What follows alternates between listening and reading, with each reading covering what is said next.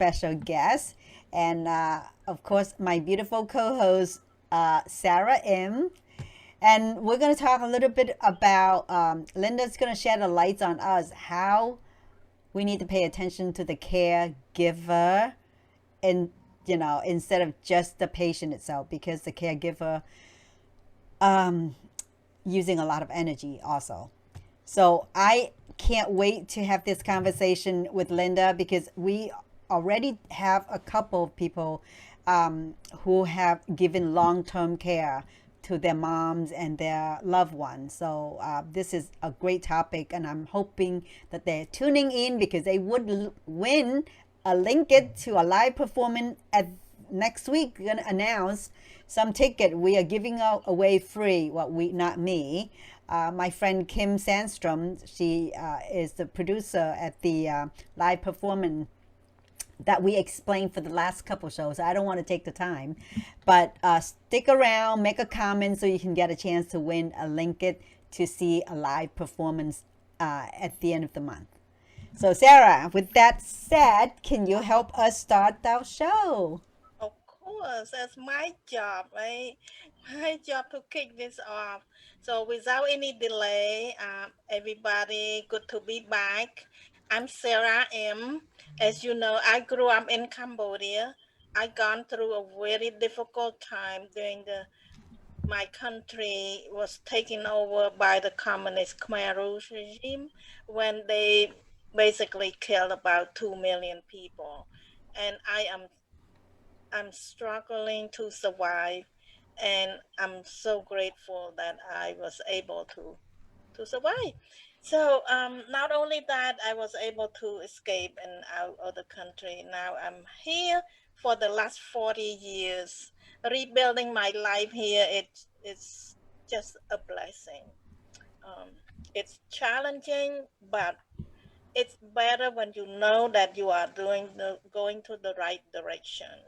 So Oh, well, Sarah, you were a caregiver also for your mom. I was a caregiver for 13 years, Yeah. and and all my brothers are away from home from here. They live in another state, so I know exactly how the caregiver go through. So yeah, I'm right with you, Linda.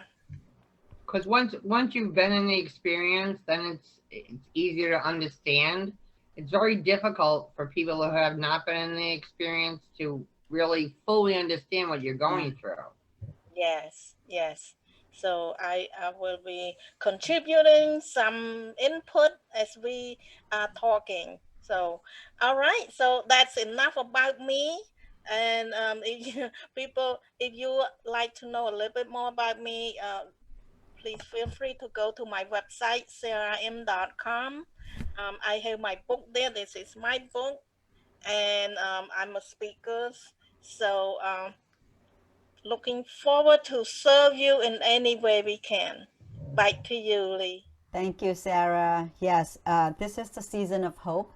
So, April, we're still talking about the theme of hope, of dream. And we all have dreams, and we all accomplish a lot. I too am come from a refugee background from Vietnam. So, the challenge that a lot of time Asian family feel the burdens that they have to take care of their parents.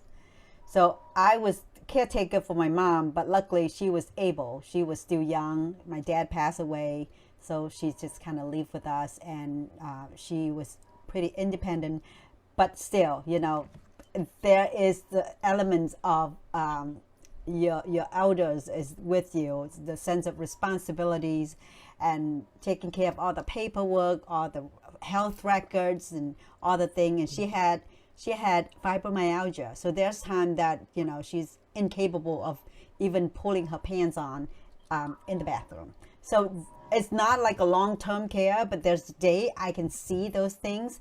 And lots of us, I don't even think just Asian, but a lot of time that baby boomers now relying on their children to care for them. So it is a big issue.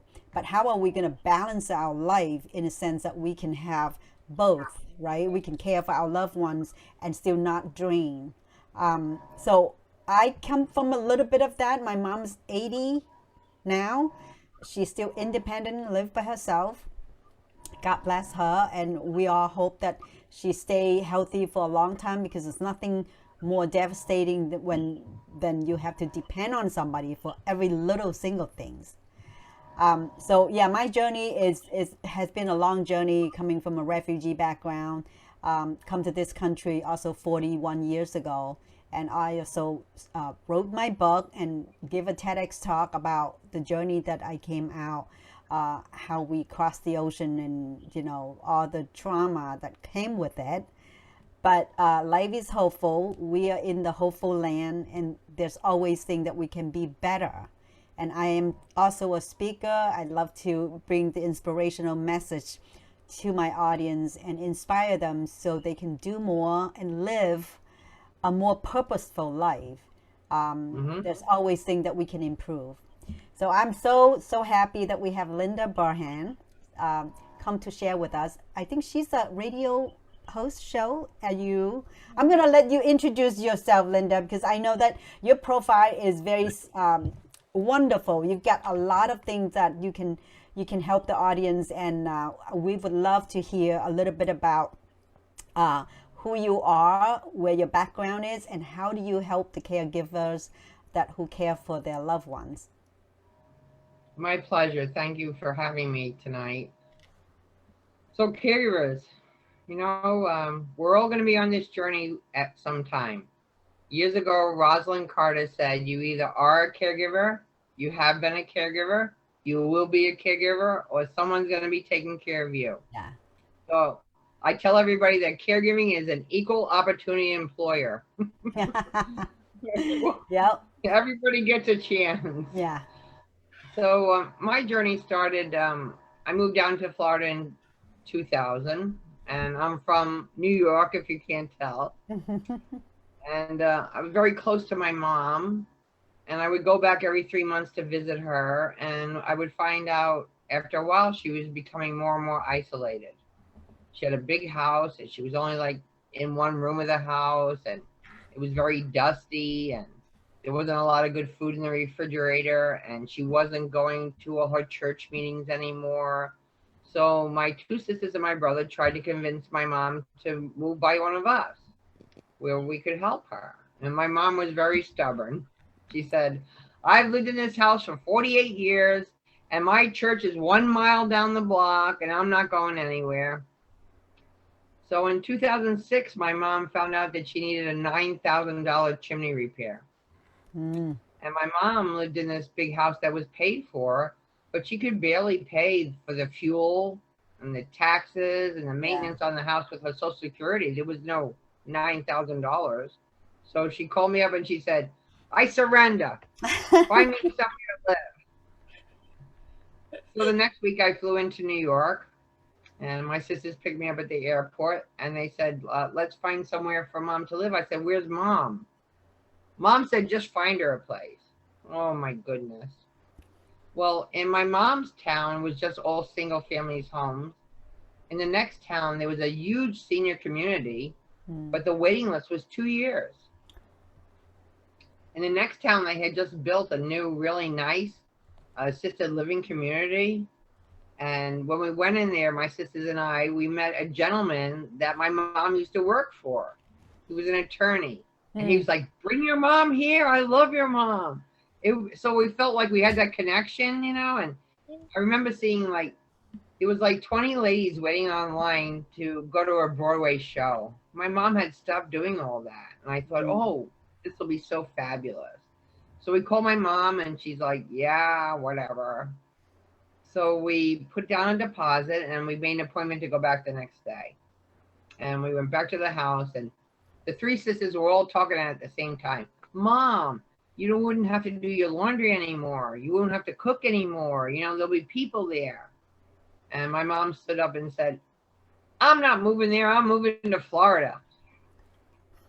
So I was very happy. My sisters weren't too happy, but so she moved down in 2006 into Freedom Square in Seminole, into an independent living community. And I thought, oh, now we can have a great adventure. She has her granddaughter here and great-grandchildren. So she moved down here in June, and in October she was diagnosed with stage 4 colon cancer. Not the plan. So the doctors had suggested she do some chemotherapy. And my one sister's a nurse, and my other sister, her husband died young of cancer. So they're both like, I think it's too much for mom. How But old it's was my she? mom's choice. Excuse me? How old was she at the time? 74 when this all started. Okay, so it's not that old. No. So we decided, my mom wanted to try the chemotherapy. Well, my mom also had dementia. I didn't know anything about dementia. Wow. I didn't know my mom had dementia. I just thought she was being my goofy mom. When she said something silly, I just thought that was my mom. So we did 2 rounds of chemotherapy, and then we decided to stop because we thought she was going to die sooner than later. Wow. But the dementia served her very well, because when we stopped the chemotherapy, she told everyone she was cured. So I don't know if she thought she was cured, she wanted to be cured, or she wanted everybody to think she was cured. But you know what you put in your head? We had a fabulous 18 months where we went and we visited with people. She made up with people, like, you know, closed some roads there. And it was funny. I used to take her networking with me. And you know when you go to the meeting and you give your 60-second commercial? Yeah. She'd be like, hi, my name is Joe. I'm Linda's mother. I just moved here from New York, and I just want to find a man with a lot of money that just wants to be my friend. And everybody would be like, get online behind me. So She's but fun. but she found her way here with us. And then it came to the point where she became very ill. I moved into Freedom Square with her, and I tucked her into bed one night, and she said to me, good night and God bless, which she said to me hundreds and hundreds of times before. But I thought it was going to be the last time. I thought she was going to go to the Lord that night. And I went in the living room and I prayed to God, just give me a little bit longer, please. I'm not ready. And when she woke up the next morning, she looked fabulous. So I started writing good night and God bless.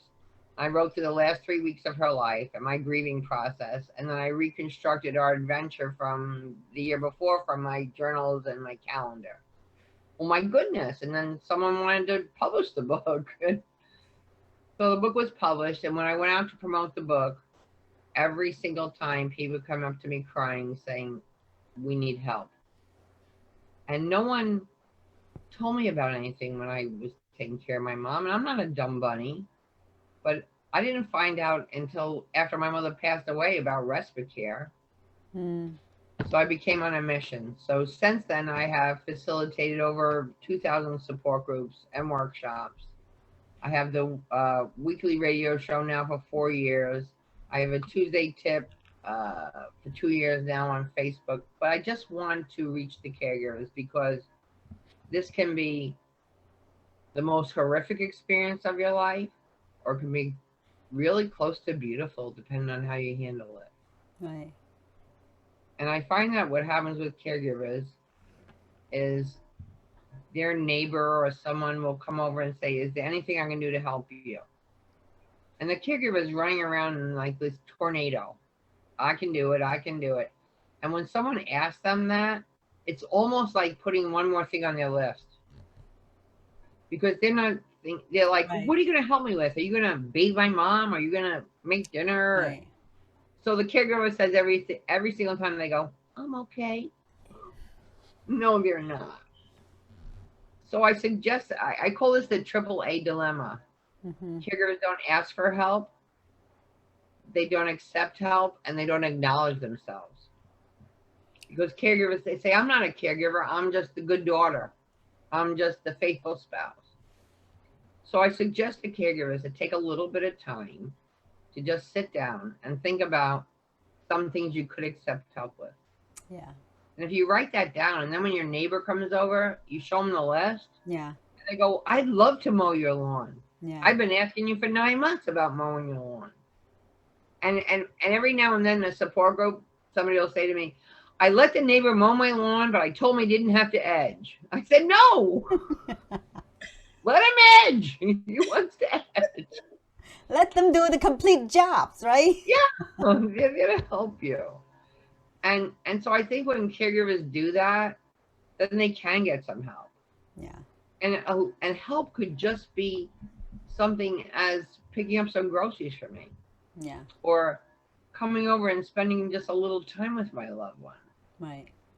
Because what happens is, as a caregiver, and especially through COVID, you're very isolated, Yeah. and your loved one is very isolated. Right. And I think many times as a caregiver, we say, I'm the best caregiver. No one can do it like I do. Like I'm the bomb. Yeah. But many times I think the person you're caring for is saying under their breath, could you please go away for a while? Can I see somebody else? Yeah. So I think that's so, It's so critical. important. It's critical because yeah, the caregivers are dying before the people they're taking care of. that's sad. That is like something, it could happen if you're not taking care of yourself and you devote, like I call it, you can't give what you don't have. And if you don't have the energy for anything and all you do is just pouring out, and you said it really, I think it's really resonant. Sometimes you just have a friend come over and babysit, so you can go out for a 10 minutes walk. Even just that is to replenish yourself. Well, I have to tell you something. Sometimes people say to me, okay, so let's say a friend is going to come over, or someone's going to come over to spend my time with my loved one. My loved one has Alzheimer's or dementia, so they're not really on the same page. And people say, well, I kind of feel like uncomfortable coming over there because I don't know what to say. Yeah. I don't know what to do. So I suggest to caregivers, go online, and let's say your dad was born in Brooklyn. Print out some pictures of Brooklyn. Mm. Let's say your dad was a Cub Scout leader. Print out some pictures of Cub Scouts. Whatever your dad or your mom was interested in, print those things out. And then when someone comes to visit, there's that box there. And then you just pick up something and say, tell me about when you were a railroad driver. Tell me about when you were a Girl Scout leader. Because they can talk about then perfectly. And then they feel engaged. And I think the other really important thing that I would like to say tonight is we need to find purpose for our loved one. True. So many times someone has Alzheimer's or dementia, and let's say we're making dinner. Now, I can cut up their fruit salad probably in like 5 minutes. Mom's going to cut up the fruit salad. Maybe it's going to take her a half hour. Well, we need to be patient and let mom do that. Because if we take everything away from mom, the next thing I know, caregivers are saying to me, Mom just sitting in a chair doing nothing. Well, if you take everything away from her, how can she do it? Because in the end, who are we serving? Yeah. So there's many nuance, many little things that a lot of time people could not think of it because they are so chaotic in their own situation.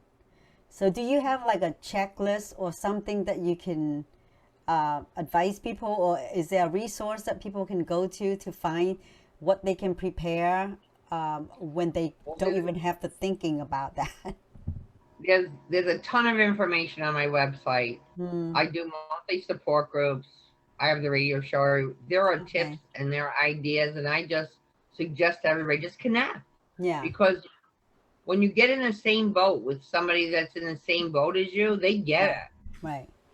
Because if you're dealing with someone with a terminal illness or whatever, and the person who's maybe trying to help you has never dealt with something like that, it's very difficult for them to understand what you're going through. Right. And so I'm there's not saying a support group. There's a support group out there, probably. There's a support group for everything. I'm pretty sure. Is there a support group out there for long-term caregivers? Yeah, I do monthly support groups. I have a bunch of other people that I work with do support groups.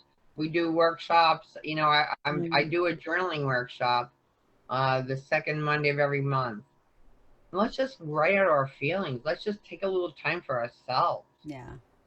And I find, like this past week when I did the support group, I gave out a prompt and I said, talk about something that's different from when it was before.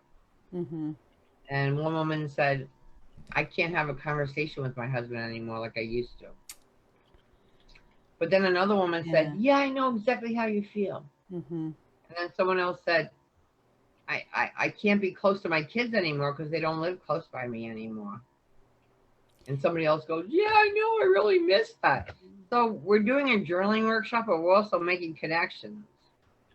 A lot of time we don't know. There's a lot of people in the same boat, but they think that they're alone, and that's the thing when you. Because nobody talks about it. Right. When you speak up, lots of people. Unfortunately, sometimes lots of people right next to you are dealing the same problem. But if you're not speaking up, nobody knows. Well, I'll tell you, it's very interesting. On my business card, which I wish I had one here right now, on the back it says, the person that I am with has Alzheimer's and dementia and may not always understand clearly what's being said. So please be patient with them. Yeah. So if a person has that card and they go into a restaurant with their loved one, and their loved one may be a little fidgety, right, or it's a little too noisy for them, or they can't really decide what to order, and the wait person is like, what? Mm-hmm. Well, if you hand that card to the wait person, they're going to be so much more understandable. Yeah. Because we as human beings, we want to help, but only if we know. Right. And one girl said to me, if I go out to dinner with my dad and I'm passing him passing a card, he's going to be saying, what are you doing? She said, so what she did was she took a picture of the card and put it on her phone. Mm-hmm. And then she says to the waitress, you want to see a pretty picture of the sunset? And they get it. And I'll tell you, I many times I do different speaking engagements or whatever, and I say, if anybody needs those cards, and if anybody on this call needs those cards, just contact me and I'll send you some. Mm-hmm. And one woman said to me, she was in a support group, I gave the cards out, and she called me a couple of days later and said, can I have 18 more cards? I was like, sure. Wow. So a lot of people she knows in that same condition. Yeah, so I left them in an envelope by my house, and she came and picked them up. And when she came to the next support group, she said, those cards saved my life. I was like, wow. What? She said, well, I live in a mobile home community. Mm. My husband is starting to wander. Wow. And sometimes when he walks the dog, he's not cleaning up the poo. And the neighbors are looking at him not nice. Yeah. So she took one card and gave it to every neighbor. And they said, hey, he can come in our yard. Yeah. We'll clean up the poo. Maybe he would like to have some lemonade. Right. Compassionate. How many people understand it? Yeah. Yeah. Because people want to help if they know. Right. And I think some people, it's so sad, they're kind of like embarrassed that my loved one has a disability or whatever. Right. You wouldn't be embarrassed if your loved one had cancer. You don't need to be embarrassed because your loved one has Alzheimer's and dementia. Because you know what? That's big today. And you may be the one that has it later.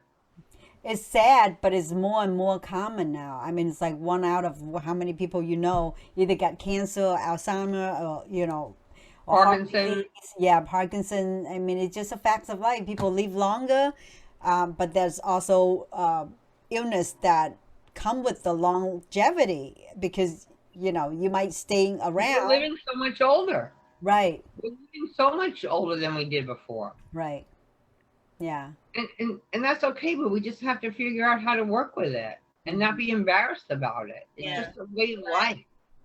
There's a place, I went to Germany to visit my granddaughter a couple of years ago, and they have a community there where it's college students and seniors live in the same like dormitory, and the students get a very, very reduced rate for rent, but part of it is they have to go take those seniors shopping. I love it. They have to spend like 20 hours a week with the seniors. I love it. And here are seniors, they're like 85 years old and they have football jerseys on from the college. And but you know what? This is a great idea because then they can cross generation and understand each other. Yeah. And it's a community service, sort of speak, in a sense, because you paid forward. Eventually, somebody it did your time. And you know what? And some of the college students said, I don't have a grandma or grandpa Yeah, anymore. I know. And now I got to have a grandma. You know, I got to talk about things from years Yeah. ago. And Yeah. So I never we- had a grandma. I mean, by 12 years old, I didn't have a grandma or grandpa on either side of my parents. And my kid, he only have one grandma. My mom's still alive. But a lot of kids really crave for that kind of relationship. There's I nothing always- like a grandma. Right. No, I think that the grandmas, and they just bring in a different value, a different knowledge, a different wisdom. And a different calmness Yes. in Yeah. today. Right. You know, my grandsons come over. I'm like, just sit next to me and tell me what you did today. Uh-huh. Let's just like chat a little bit. Yeah. And then I cherish that. And I think they really like it too, because they keep coming back for more. Yeah. So Well, they every get their day. attention because life is so busy now. Everybody's just on the run, on the go. And Yeah. grandmas always make time to talk, right? So, Yeah. Yeah, Linda, the other day I heard you talk about creating a purpose, find a sense of purpose for your loved one. Can you talk a little bit about that? That is a Yeah. really good idea. I think it's so important. So as we age, we still want to have purpose. We maybe can't do our jobs anymore. We're not taking care of families or anything. So I'll give an example. It started out with my mom. So my mom would say, Linda, is there anything I can do to help you? And I'd be like, Mom, there's some laundry there if you want to fold it. And she'd say, I don't want to do that. And like a half hour later, she'd be, Linda, is there anything I can do to help you? And there'd be a couple of dishes in the sink. I said, you want to wash the dishes? I don't want to do that. But my mom was a legal secretary. And we're talking about in the 50s. mhm. That's a big deal. Yeah. So what I did was I went out to Staples and I bought 500 envelopes. I printed out 500 phony letters and 500 phony labels. I was like, Mama, if you could just fold these up and put them in the envelopes for me and put the labels on, you would be helping me. Mama, I need so much help. You'd be helping me. And it took her a whole week watching Wheel of Fortune and Jeopardy to do it. Give her a sense of purpose, huh? Yeah. And she handed me that box and the labels are crooked and who cared? Yeah. She was so proud to help me and give that to me. Yeah. It was the best 20 bucks I ever spent. So I encourage people to find a purpose. So I can give you a couple of examples. One woman said to me, my mom has Alzheimer's and she just follows me around the house all day long, Linda. You know, like if she could just sit down for 2 hours, it would make my life better. I said, could I come meet your mom? Yeah. So I go meet her mom. So her mom was a teacher. Her mom's, I think, 92 now. Her mom was a teacher. So first we talked about all the fresh kids. And then we talked about how the teachers don't get paid enough. And then we said, Mama, the teachers really need your help today.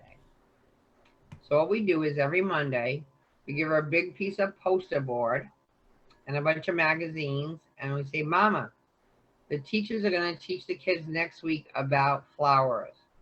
So we need you to cut out all these pictures out of the magazine of flowers and glue them on the poster board. And you can't have any white spots.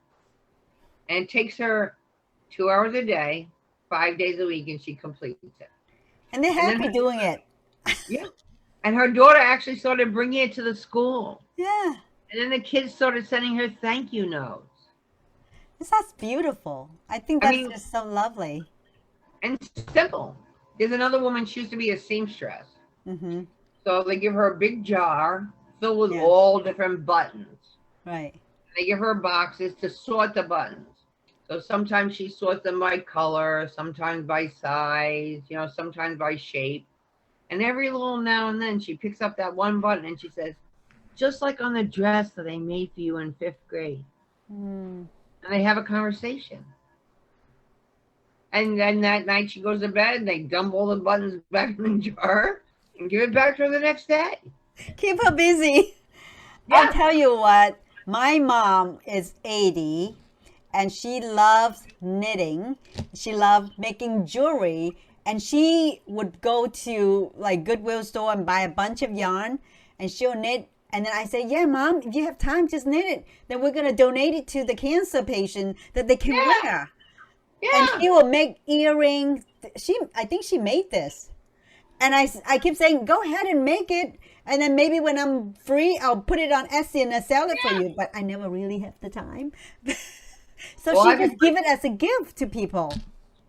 I have to tell you a great story. So this is probably about a month ago. I'm driving to the radio show and I get a phone call. And the woman says to me, hi, my name is Sandy. I'm a caregiver. I just want to say thank you, thank you, thank you. I'm like, you're welcome, you're welcome. She said, I have to tell you a great story. I said, wait a minute, let me pull over. I'm driving, let me pull over. So she said to me, right before COVID, my aunt passed away. And she's married to my Uncle Johnny, who's my godfather. So after she passed away, I started going by the house more to see him.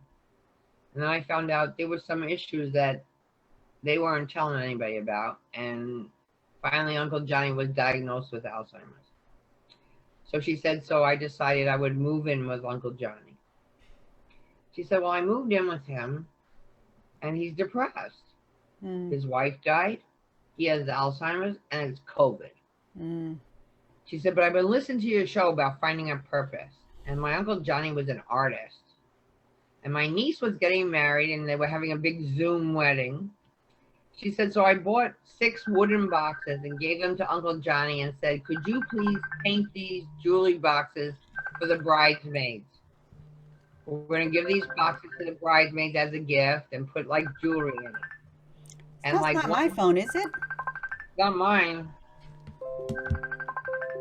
Oh. I don't know. But, I don't know where it come from. well, it'll stop sooner or later. So anyway, so she gave him 6 boxes and asked them, could he paint them for the bridesmaids? And like one girl liked flamingos and one girl liked pansies. And she said it would take him a week to make every box. And there was 6 of them. She said, and he just felt so fulfilled. Yeah. And I was like, oh, that's fabulous. She said, no, Linda, it goes a little further. She goes, after that, we've continued to make the boxes and we sell them on Etsy. Oh. She said, the money that we make from that affords me to have home health come in and bathe my Uncle Johnny. Wow. She said, because I love Uncle Johnny, but I don't want to bathe him. And Uncle Johnny doesn't want to bathe him. And he So must be a great artist. Oh my God. So I was like, oh my goodness. So we hang up. I go to the radio show. I'm on the show and I tell the story. Now I'm leaving the radio show and I get a call from another woman. And she said to me, could you tell me, was Johnny an art teacher? And I said, I don't know. She just said he was an artist. She said, can you tell me his last name? And I said, I don't know if I could really do that. So she says, is it blah, blah, blah? And I said, maybe. And she said, well, she said, he was my art teacher in high school. Oh. And he changed my life. And because of him, I have an art gallery. Wow. So she went and she met with him on Valentine's Day. And now he's making boxes to sell in her art gallery. How wonderful is that? Oh It's my fabulous. goodness. Yes. So we just need to make those connections. That is really rare. It's almost like some story that you can go on TV show. Yeah, it's like, what the heck? But I hear these stories. You know, my life is very serendipitous. I mean, Yeah. the stories come in, and because I'm very, as you can see, transparent. It's like what you see is what you get. But when you're like that, people can connect with you better. Yeah. Yeah. You know, and because almost anything that they've talked about so far, I've been through. Alzheimer's, dementia, cancer. Now my brother has Parkinson's. So That's why we're doing this, because we love listen to all sort of story, meet all type of people, and it's just really fun. And I'm sure you probably did that a whole lot longer because you have the radio show quite some time and you've been around for a little bit. But yeah. But definitely lots of great stories. I love what you girls are doing. I love what you're coming out and speaking to people about this because, like I said, we're all the same schmoes. Yeah. And we We don't only, filter it either. We are very raw right here. What you see is what you get.